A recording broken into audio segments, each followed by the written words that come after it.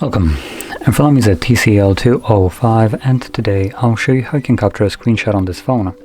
So to get started, you will want to open up content that you wish to capture. I'll be using the home screen as an example for this. So once your content is open and visible on the screen, hold power key and volume down at the same time. You'll have this loud sound along with the pop-up right here with share and edit option, which after a couple seconds it will disappear. There we go.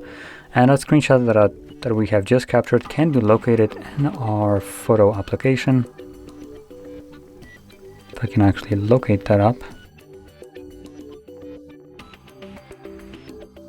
Oh, it's gallery here. That's why I couldn't locate it. So there we go. Once you open up the gallery, I can see there is our screenshot that I have, or at least my screenshot that I have just captured. So it can be found right here. And also if you go into folders, it most likely created as screenshots folder. And in here, you'll find only the screenshots that I have captured over the time. So anyway, that is how you can capture a screenshot. And if you found this very helpful, don't forget to hit like, subscribe, and thanks for watching.